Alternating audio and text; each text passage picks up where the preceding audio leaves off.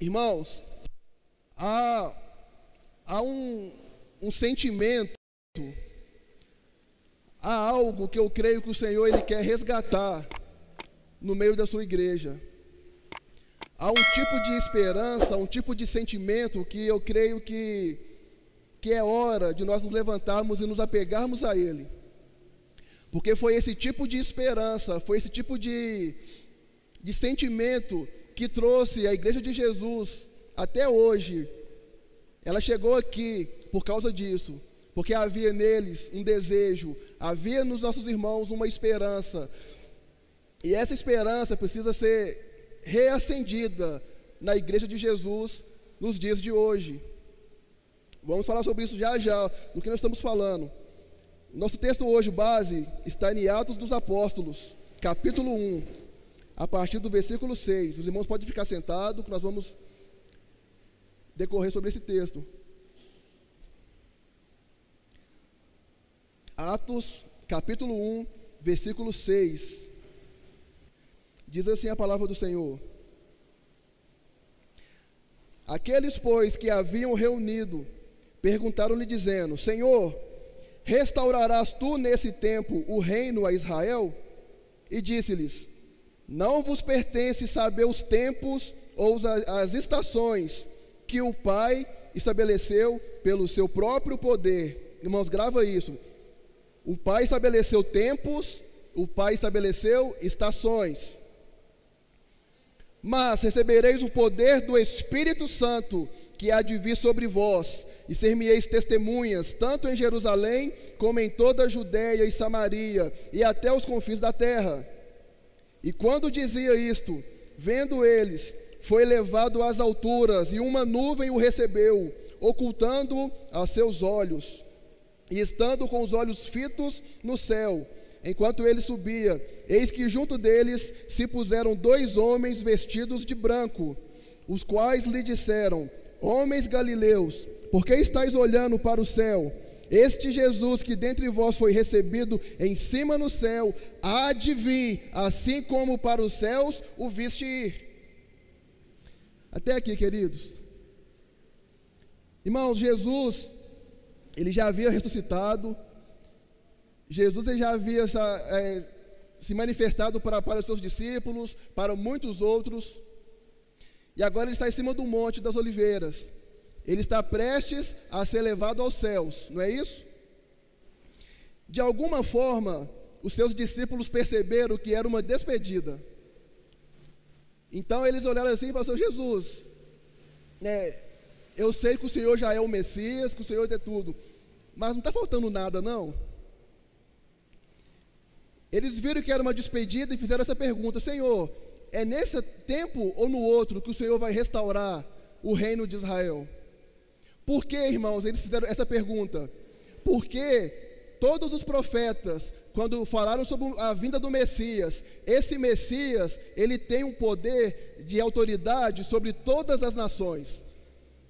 O povo judeu, quando ele anseia pela vinda do Messias, esse Messias vai ter um poder militar, ele vai governar sobre todas as nações. Então, para os discípulos de Jesus, ali naquela hora, a ponto de se despedir dele, eles não tinham mais a dúvida de que Jesus era o Messias. A dúvida deles era: que hora que esse rei vai se manifestar para reinar sobre todas as nações? Então veio essa pergunta: Jesus, o Senhor vai fazer isso agora ou depois? E Jesus responde para eles, né? Aqui, antes da resposta de Jesus, para você não ficar aqui, né, com a cabeça vaga, vamos ler Zacarias capítulo 14, para você ver um tipo de profecia que era dita quando o Messias viria à terra. Presta atenção, Zacarias, nós vamos ler ele todo, Zacarias 14. Eis que vem o dia do Senhor, em que teus despojos se repartirão no meio de ti, porque eu ajuntarei todas as nações para a peleja contra Jerusalém, e a cidade será tomada, e as casas serão saqueadas, as mulheres forçadas, e a metade da cidade sairá para o cativeiro, mas o restante do povo não será extirpado da cidade. Versículo 3. O Senhor sairá e pelejará contra estas nações, como pelejou, sim, no dia da batalha. Aqui, irmãos, está falando do final dos tempos, né? O Messias veio, está fazendo uma guerra, beleza. Versículo 9, irmãos.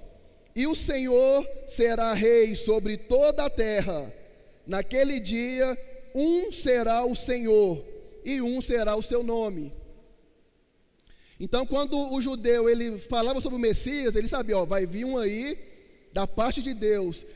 Ele vai assumir o trono em Israel, mas ele não vai governar apenas sobre Israel. Ele vai reinar sobre todo o mundo. E Jesus vai fazer isso, irmãos. Então a dúvida deles foi essa: Jesus, tipo assim, não está faltando nada não? O Senhor vai restaurar o reino agora ou depois? Aí Jesus falou com eles assim: não compete a vocês saber qual é a estação e os tempos que o Pai determinou. Ou seja, o Pai, grava isso, tá? O Pai, Deus, ele trabalha com estações. O que é uma estação? Tempos determinados, não é isso? Então qual foi a resposta de Jesus? Vai chegar esse tempo onde eu vou reinar, mas não cabe você saber qual é esse tempo agora. Aí Jesus fala com eles assim: mas o que vocês precisam de saber agora é que vai começar uma nova etapa. Que etapa que é essa, Jesus? Descerá sobre ti agora o Espírito Santo e vocês vão ser minhas testemunhas. Está começando agora uma nova estação. Não é a estação do Messias. A estação agora é a estação da igreja. Então, nesse texto aqui, irmãos, nós já vemos 3 estações. Está encerrando a estação onde Jesus habitava com os homens, né? O Emanuel, o Deus conosco, ele agora está indo para o céu. Está para iniciar agora uma nova estação, como Jesus falou, que o Pai trabalha por estações. Que estação que ia começar agora? A estação onde o Espírito Santo ia atuar sobre toda a carne, onde a igreja do Senhor seria levantada e faria a obra de Jesus. Essa é a estação que nós vivemos, irmãos, hoje. A estação que nós vivemos é essa, né? Nós chamamos isso de o período da graça, onde Jesus está com seus olhos para a igreja. Os olhos dos judeus estão cegados em parte, e o Senhor está salvando nós, os gentios, tá? Estamos vivendo nessa parte. Só que o nosso assunto nem é esse hoje. O nosso assunto é a próxima estação que está por vir. Essa estação da igreja, queridos, está se encerrando. Esse período da igreja, que começou lá quando Jesus estava subindo aos céus, ela está para terminar a qualquer momento. E vai se iniciar agora a nova estação, que foi a pergunta que eles fizeram para Jesus, onde Jesus vai voltar e vai reinar sobre todas as nações. E eu e você precisamos estar preparados para isso. E a nossa mensagem hoje é voltada para isso. Mas não vamos falar aqui agora sobre como vai ser essas coisas, não vai ser esse assunto hoje. Eu quero falar sobre esperança. Porque a nossa esperança como igreja, como cristão, precisa estar, irmãos, nisso. A nossa esperança tem que estar focada na profecia que falta para se cumprir, que Jesus vai voltar para buscar a sua igreja, e nós temos que nos acordar para isso, porque pode ser a qualquer momento, querido. Irmãos, esperança.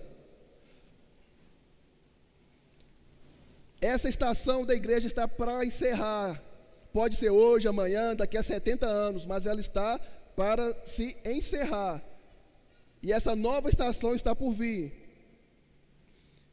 Irmãos, pelo menos eu não sei quanto a você, eu sempre tive essa dificuldade em trabalhar a esperança na minha vida. Por quê? Porque eu não sou guiado por esperança, eu aprendi isso. Eu sou guiado por fé. Fé e esperança são coisas diferentes. Fé é certeza, não é isso que a Bíblia nos ensina? Fé é a certeza das coisas que você não vê e você está esperando. E o que é esperança? Será que eu tenho que ter esperança? Não, eu não tenho que ter esperança. Eu tenho que ter fé. É isso que eu pensava, irmãos, até o Senhor abriu os meus olhos. O justo viverá pela sua fé. Abacuque 2:4, Romanos 1:17, Gálatas 3:11, Hebreus 10:38, fala isso. O justo viverá pela fé. Nossa vida, irmãos, é baseada, não é pela esperança, é pela fé. Isso não tem discussão. A vida do cristão é pela fé. Mas nós somos chamados a viver também na esperança. Se você pegar a sua Bíblia aí no seu celular e pesquisar a palavra esperança, talvez ela apareça muito mais do que a palavra fé. Nós temos uma esperança, mas o que nós temos que fazer é entender o que é essa esperança, o que o Senhor quer nos ensinar com isso. E isso, irmãos, que o Senhor quer resgatar no meu coração e no seu coração nessa noite. E eu peço ao Espírito Santo que Ele faça isso apesar de mim. Irmãos, esperança, ela é uma expectativa, é algo que você espera, é um anseio, é um desejo, entende? A fé é uma certeza, só que sobre a sua fé precisa ter uma esperança. A sua esperança tem que ser baseada na sua fé. Um exemplo aqui, por exemplo, uma criança sabe que vai receber um presente no Natal. Ela pediu ao pai dela um presente e falou: no Natal eu vou te dar. Isso seria a fé. Ela tem a certeza que ela vai ganhar o presente. Só que ela está agora, nós estamos entrando agora, vamos supor, está chegando novembro ainda, o Natal está lá longe. E a criança está nessa esperança, nessa expectativa que o Natal chega logo, porque ela quer pegar aquilo que foi prometido, ela quer almejar, ela quer experimentar aquilo que foi declarado para ele. Isso é a esperança que eu estou querendo passar hoje para você. Existe uma promessa, existe isso que nós cremos, que Jesus vai voltar. Todos nós aqui, nós cremos nisso, porque senão você nem estaria aqui. Se eu falar aqui, todo mundo aqui crê que Jesus vai voltar, todo mundo vai falar, amém. Isso é a nossa fé. Mas em cima da nossa fé, nós vamos ver aqui biblicamente que nós temos que ter a nossa esperança baseada nessa fé.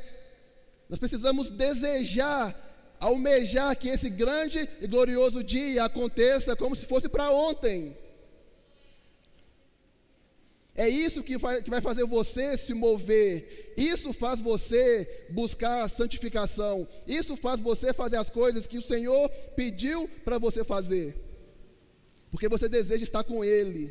Se você não tem essa esperança, você não cresce espiritualmente, você fica parado no tempo. E é isso que nós vamos ver agora. Olha comigo 1 Coríntios 13, versículo 13. Nós vamos tentar fazer uma base aqui rapidamente sobre o que é esperança, para depois falarmos sobre a esperança do cristão. Não adianta eu falar para você aqui sobre a esperança do cristão, se você não conhece o que é esperança. 1 Coríntios 13, 13, fala assim: agora, pois, permaneça a fé, a esperança e o amor. Esses três, porém, o maior destes é o amor. Você percebe aqui que a fé e a esperança caminham juntos.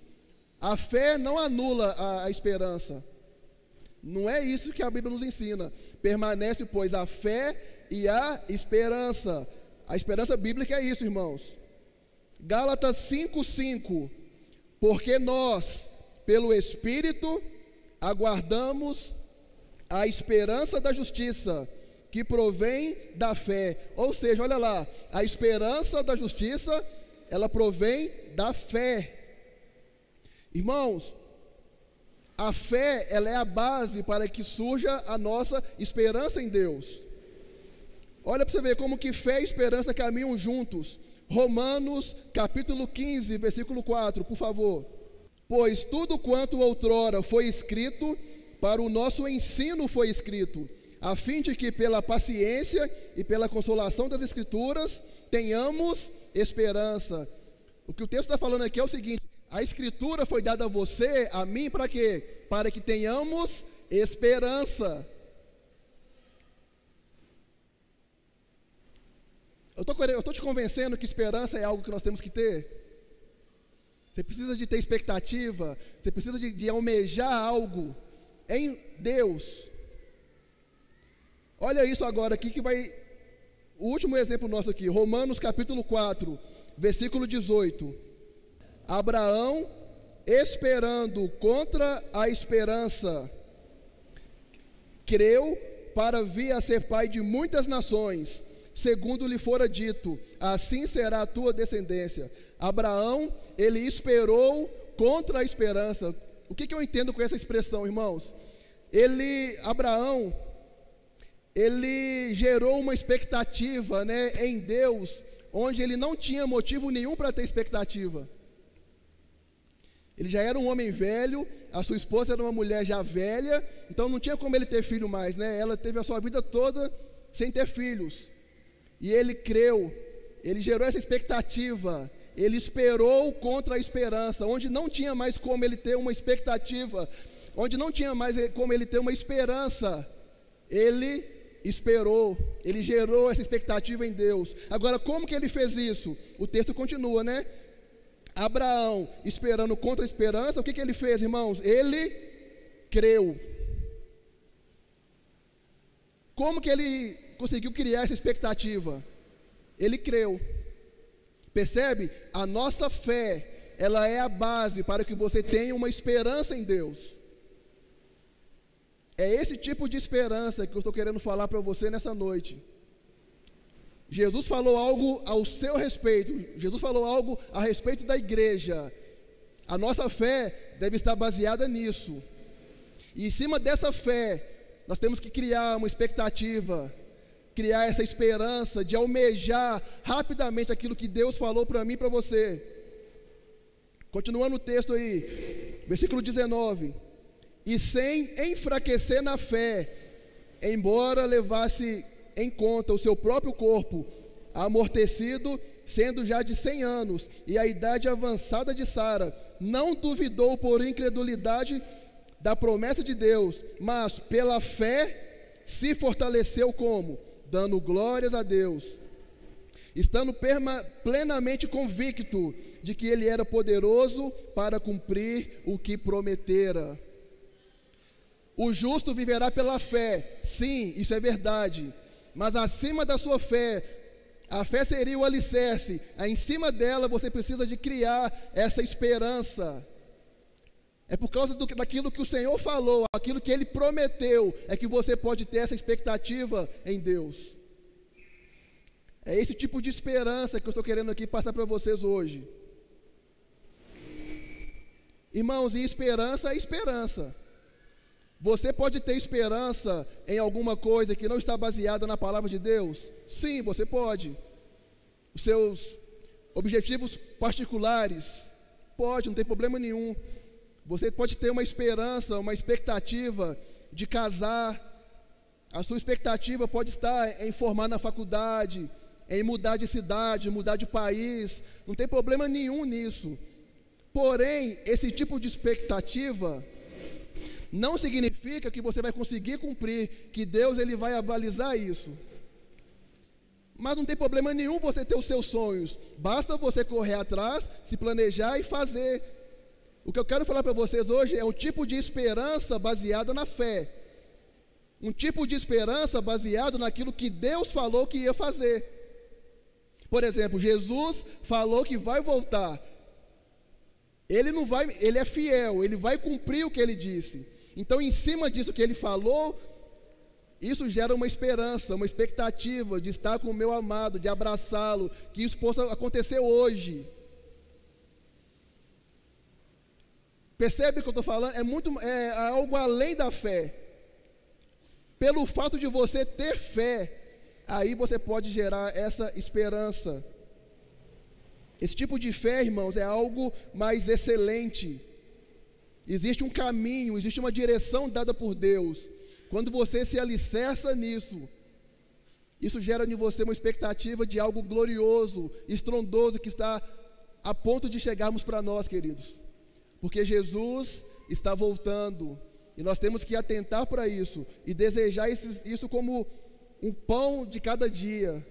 Muitas das vezes, né, eu falo por mim, eu fui ensinado, irmãos, a não criar expectativas. Eu não posso criar expectativas nas coisas que eu estou fazendo. Por quê? Porque eu posso me frustrar com isso.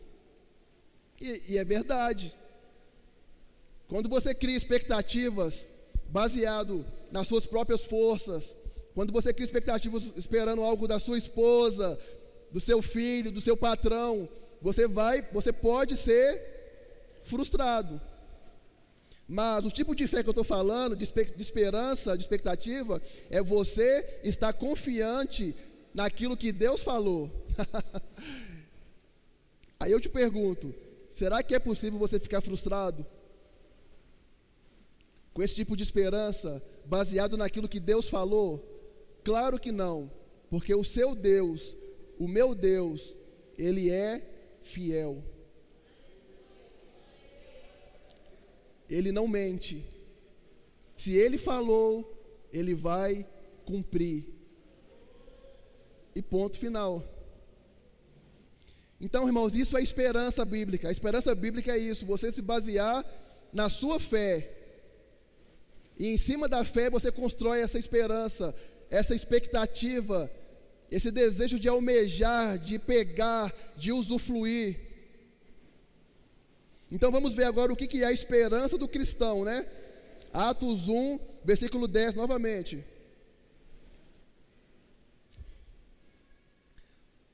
Você imagina a cena, irmãos. Jesus está lá com seus discípulos conversando, de repente o homem começa a subir. Se coloca no lugar dos discípulos agora. Você está ali vendo Jesus falando com você, e de repente o homem começa a subir. E eles estão lá olhando para o alto assim, aí começa a ficar longe, né? Ele põe aquela mãozinha assim, tampando o sol. Aí vem uma nuvem e tampa ele. Eles olham para o lado, vem 2 anjos, olhando para o alto também, né? O que vocês estão caçando aí?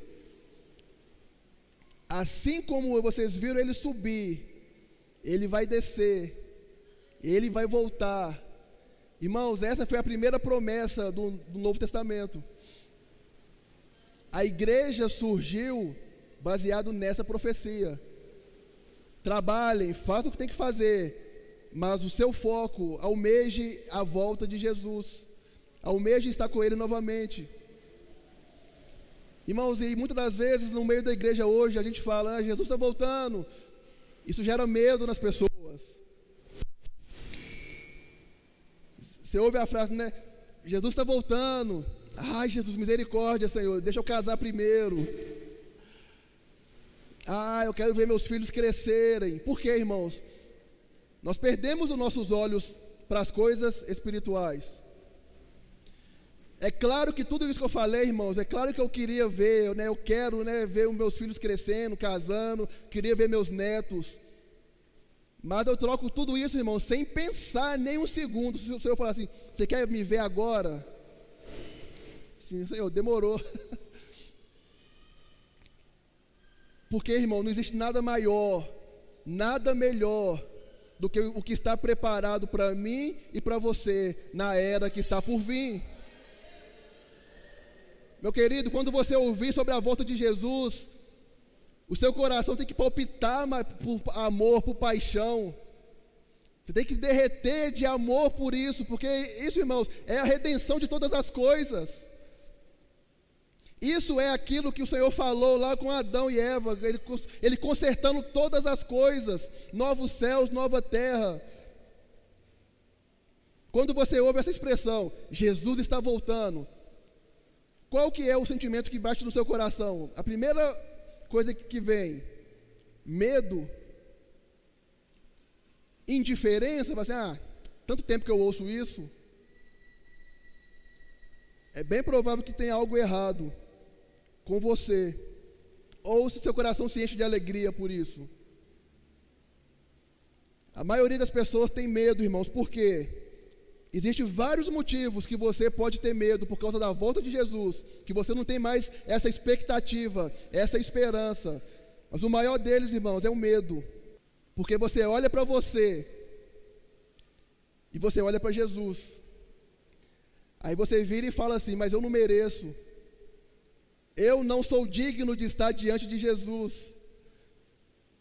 Ele vai levar alguém como eu para estar morando com Ele? Talvez esse é o pensamento que bate no seu coração quando você ouve isso. E eu vou te falar uma coisa: se você pensa assim, você está coberto de razão. Porque você não é digno de estar com Jesus. Eu não sou digno de estar com Jesus. Não há um justo sequer, irmãos. Ninguém que mereça o céu. Mas aí, irmãos, entra a mensagem do Evangelho. Porque Deus amou o mundo de tal maneira que enviou o seu Filho amado.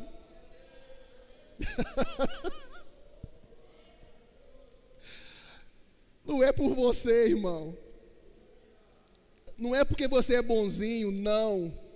É por causa de Jesus.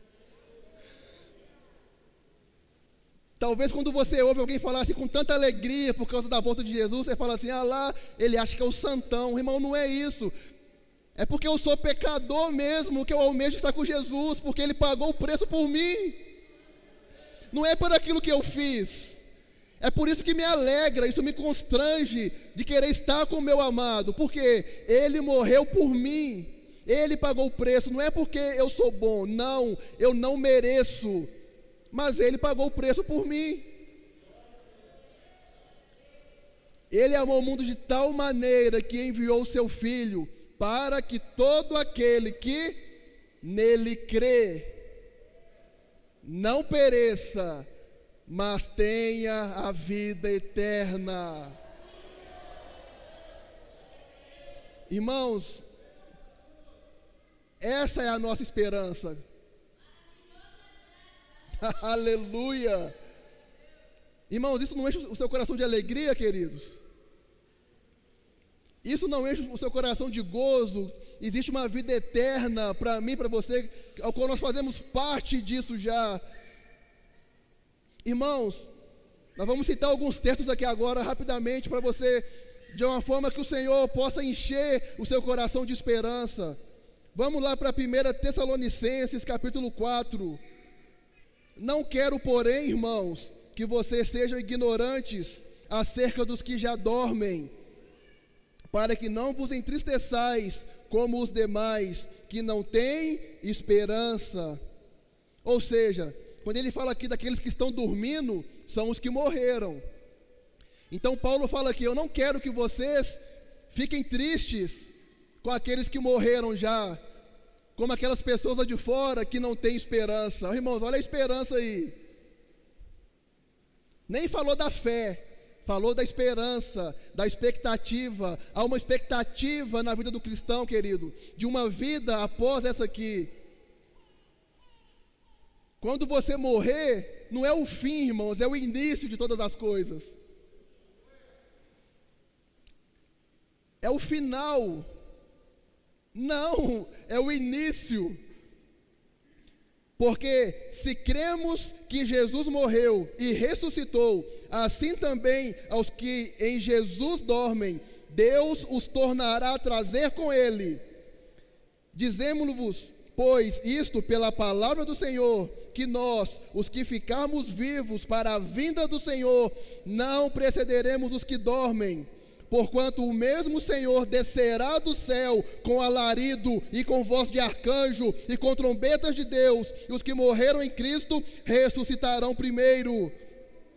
Depois nós, os que ficarmos vivos, seremos arrebatados juntamente com Ele nas nuvens, a encontrar o Senhor nos ares, e assim estaremos sempre com o Senhor. Irmãos, isso não enche sua vida de esperança, querido? Você não tem essa expectativa que essas coisas aconteçam hoje? Que que você ouça, podia ser agora, você ouvir um anjo gritando nos céus, trombetas, Jesus voltando para buscar a sua igreja, queridos. Isso é para mim, isso é para você, gera em você essa expectativa, porque isso vai acontecer. Aleluia. Olha como o texto acaba, irmãos. Versículo 18. Portanto, consolai-vos uns aos outros com esta palavra. Irmãos, a mensagem da volta de Jesus não é para deixar você com medo. Não é para deixar as pessoas com medo. Essa mensagem da volta de Jesus é uma mensagem de consolo, é de conforto. Não é para ter medo, queridos. Aleluia! Jesus está voltando. Ai, meu Deus. Não. Jesus está voltando. Volta hoje, Jesus. É a mensagem de consolo para a igreja. Sabe? Toda a luta, toda a provação, toda a perseguição que você tem, os demônios te atacando, o serviço e tudo, irmãos. Pensa na volta de Jesus, isso vai te consolar. Você vai falar assim, realmente, toda a aflição que eu passo nessa terra, isso vai valer a pena, porque o que está me esperando na vida futura é muito maior, é muito melhor. Isso não te enche de esperança, irmão? Isso não te enche de esperança? Oh!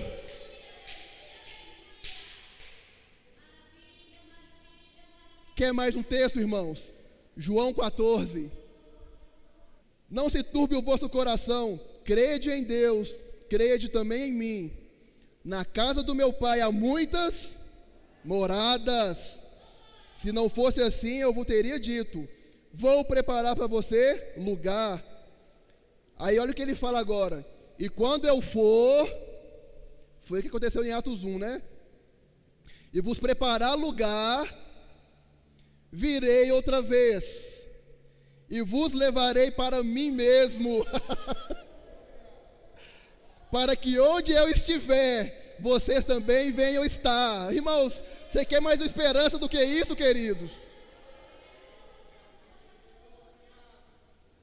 Jesus foi preparar um lugar no céu, para onde Ele for estar, você possa estar também. Não é para ter medo, irmãos, é para você se alegrar com isso. É para você se alegrar com a volta do nosso amado Jesus. Isso não enche o seu coração de expectativa, irmãos? Isso não enche o seu coração de alegria, de querer, Senhor, vem hoje, volta hoje, Senhor. Quer mais um? Apocalipse, capítulo 5.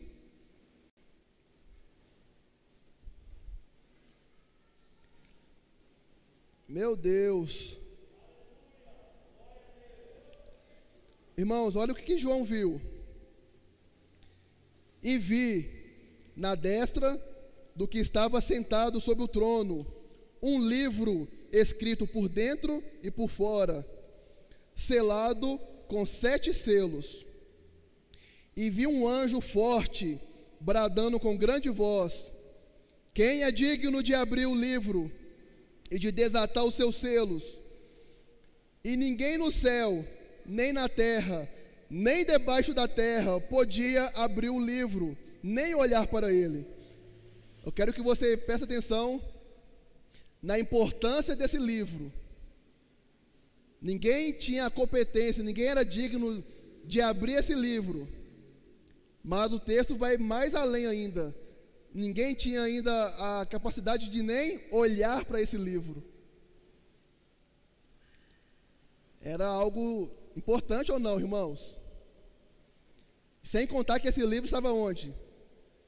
Na direita do Pai. É algo importante ou não é? Aí João viu isso aí, né, e fica doido. Versículo 4. E eu chorava muito, porque ninguém fora achado digno de abrir o livro, nem de o ler, nem de olhar para ele.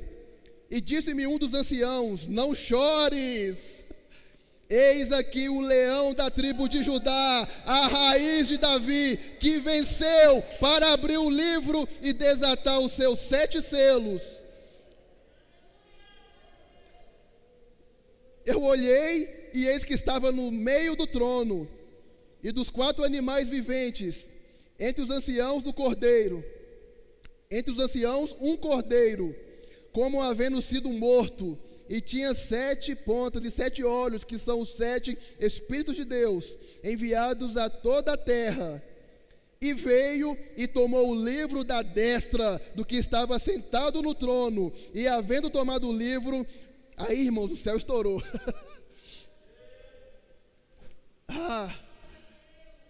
Aquele livro que ninguém... Irmãos, faz aí agora na sua mente esse esforço agora.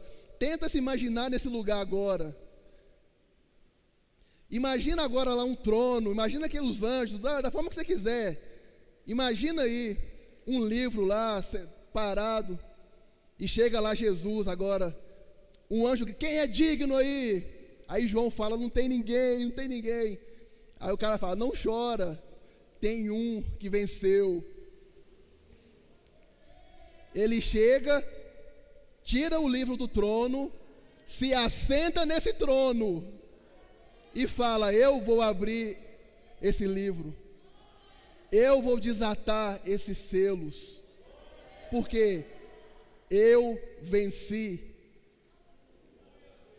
Irmãos, e o texto fala que, quando o anjo fala para João, fala assim, não chores, eis aí o leão da tribo de Judá. Olha, quem venceu foi o leão. Aí João olha para o trono, ele não vê o leão, ele vê um cordeiro. Porque o leão, ele venceu como cordeiro, sendo um sacrifício na cruz do Calvário, no meu lugar e no seu lugar. Aí na sua próxima vinda que nós aguardamos, ele não vai vir como cordeiro. Nessa próxima vinda, ele vai vir como leão, rugindo sobre os montes para governar as nações. Eu te pergunto, isso não enche você de alegria, queridos? Essa é a minha esperança, essa é a sua esperança em Deus, irmãos. Quando ele pega o livro, imagina isso agora na sua mente, faz esse exercício. O céu se explode em adoração. E havendo tomado o livro, os 4 seres viventes, os 24 anciãos prostraram-se diante do Cordeiro, tendo todos eles harpas e salvas de ouro, cheias de incenso, que são as orações dos santos, e cantavam um novo cântico, dizendo: digno és de tomar o livro e de abrir os seus selos, porque fostes morto e ressuscitou, e com teu sangue comprastes para Deus de todas as tribos e línguas e povos e nação, e para o nosso Deus nos fizeste reis e sacerdotes, reis, sacerdotes, reis, sacerdotes. E reinaremos sobre a terra. Jesus vai reinar, irmão, sobre a terra. Jesus não vai reinar sozinho. Nós reinaremos sobre a terra. Eu te pergunto mais uma vez, irmãos, isso não enche você de esperança? Isso não enche você de alegria, de desejo para que isso se cumpra hoje, irmãos?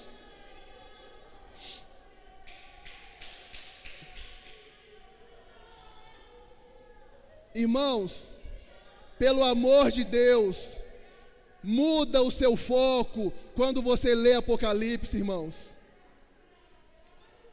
Leia o livro de Apocalipse com paixão por Jesus. Leia o livro de Apocalipse esperando que tudo aconteça. Irmãos, esse próprio texto aqui,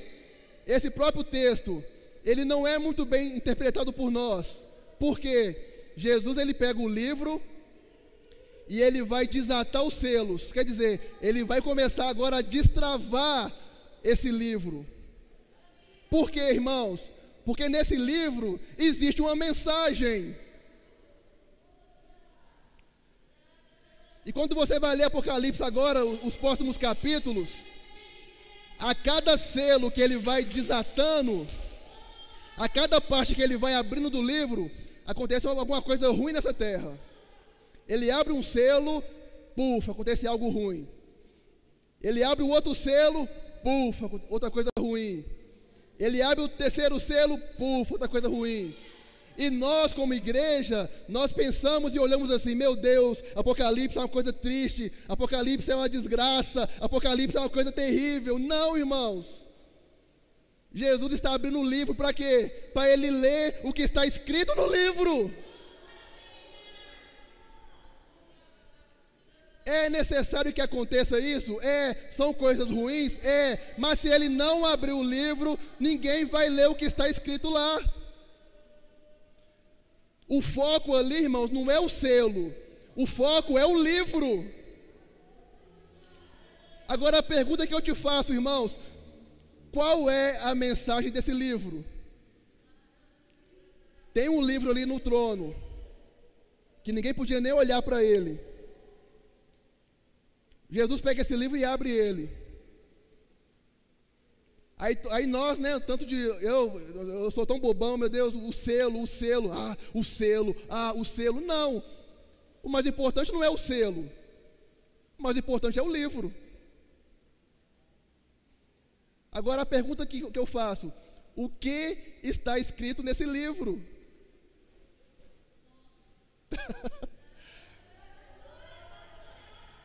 É o mais importante, irmãos. Versículo 9 vai te responder o que estava escrito nesse livro. E cantavam um novo cântico dizendo: digno és de tomar o livro e de abrir os selos, porque foste morto, e com o teu sangue nos compraste para Deus de toda a tribo, língua e povo e nação. Nesse livro, irmãos, que tem que ser aberto, está escrito o nome daqueles que vão estar com o Senhor no outro mundo. O seu nome está lá, o meu nome está lá. Isso é o mais importante, irmãos. Nesse livro está o nome daqueles de todas as tribos, povos e nações que vão reinar com Jesus nessa próxima estação que vai vir. Eu te pergunto novamente: isso não vai te encher de alegria, não vai te encher de esperança, irmãos? Vamos viver o cristianismo verdadeiro, queridos. Irmãos, o que nós precisamos é de sermos batizados no amor de Deus. O que nós precisamos é sermos encharcados do amor de Deus. Sabe por quê? O amor, o verdadeiro amor, ele lança fora todo o medo.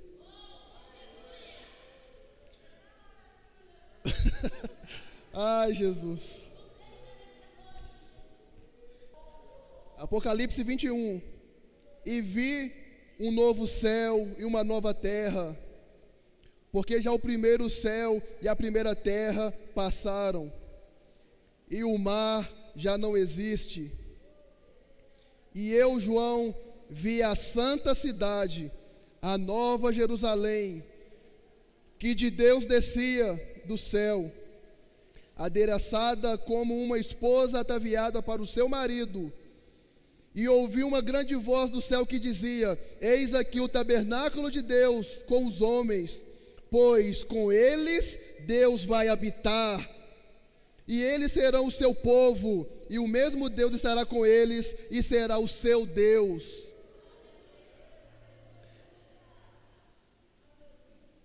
Deus vai mudar de endereço, irmãos. A gente pensa, né? Eu vou morar no céu. Você não vai mudar de endereço. Quem vai mudar de endereço é o nosso Deus. Ele virá habitar conosco, vai trazer a sua cidade, Sabe lá, quando nós lemos lá em João 14, na casa de meu pai há muitas moradas, eu vou preparar lugar para vocês? Então, essas moradas que ele fez lá, vai descer.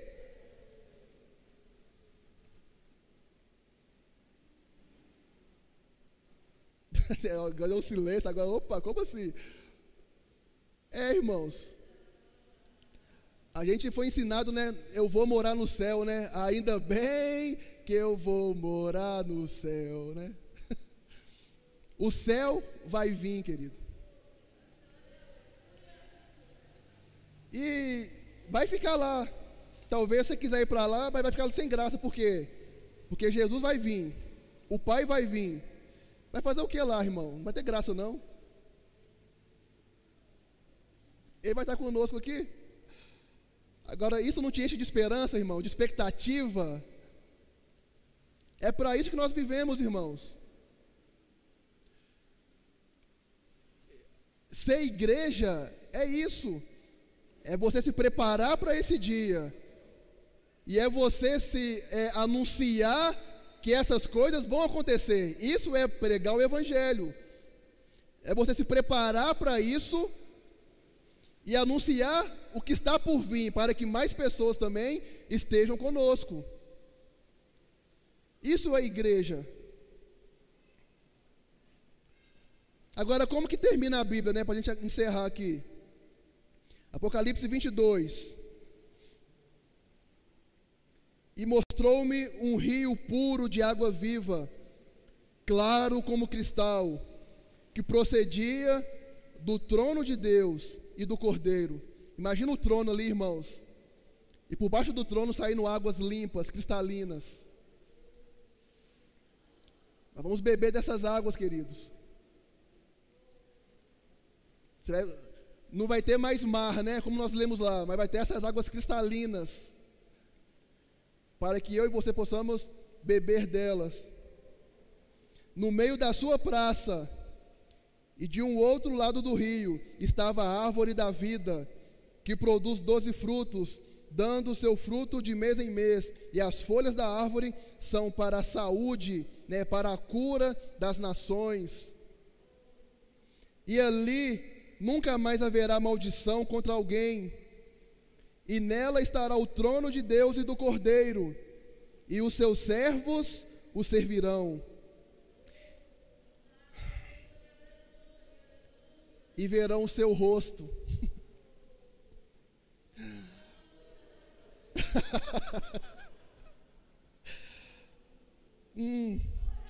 E verão o seu rosto. Ai, Jesus.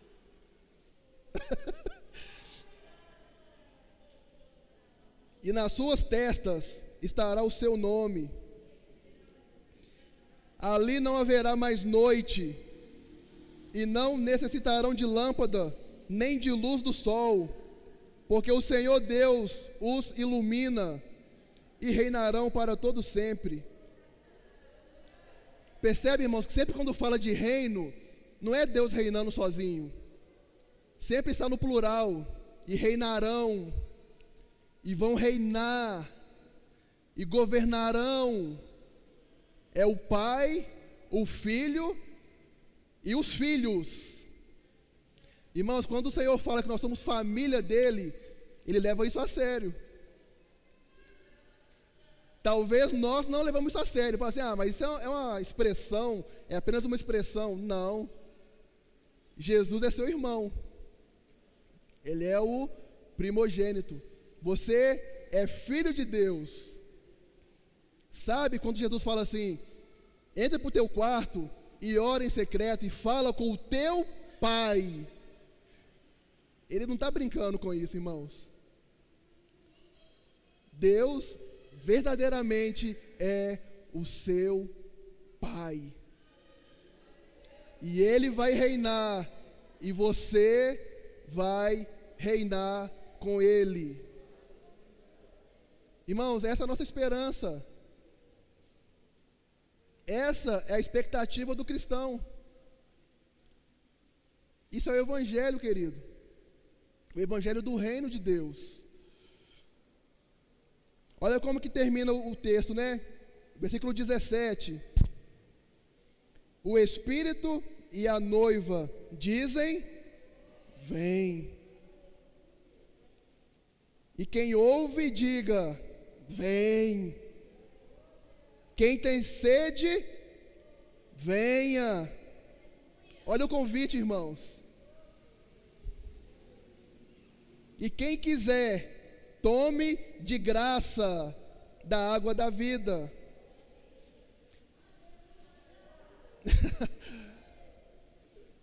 Não é por você ser bonzinho, irmãos. Está disponível para mim e para você.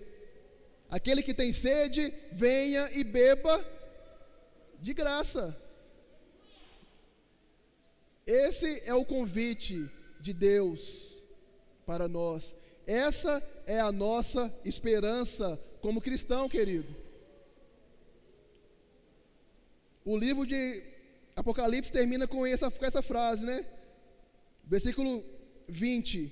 Aquele que testifica essas coisas diz: certamente venho, sem demora. Amém. Maranata, ora vem, Senhor Jesus. A Bíblia acaba assim, irmãos: eis que venho sem demora. Quando você pega o livro de Cântico dos Cânticos, que que explica ali um tipo de relacionamento entre o rei e a noiva, Jesus e a igreja. O livro termina como, irmãos? Cântico dos Cânticos 8:14. A noiva declarando: vem depressa, meu amado. Irmãos, nossa esperança é essa.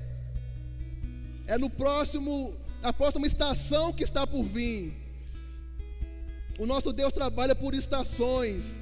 A estação da igreja está para se encerrar. Vai vir agora a nova estação, onde Jesus voltará e vai dar o fim de todas as coisas, estabelecer novos céus, nova terra, onde Ele vai vir e vai esmagar a cabeça de Satanás, e com o sopro da sua boca Ele vai destruir todos os inimigos dele.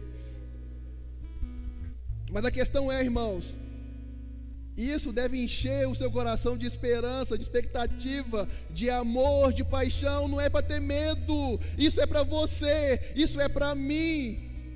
Ah, mas pastor Rafael, eu não mereço. Irmão, eu sei que você não merece, eu também não mereço. Por isso que o nome disso se chama graça, favor imerecido. E isso nos constrange, irmãos. Você sendo um pecador como você é, chegar diante de Jesus e Ele falar: vinde após mim, entra.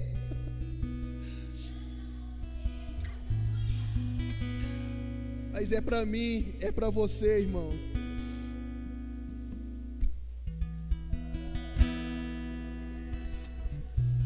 Que o Espírito do Senhor nos encha dessa esperança, queridos. Que o Espírito do Senhor te encha com essa esperança nessa noite. Que o Espírito Santo te abrace nessa hora. Você que está na sua casa agora ouvindo essa mensagem. Que o Espírito Santo tire de você agora todo o medo, que te encha de amor. Porque o verdadeiro amor de Deus lança fora todo o medo.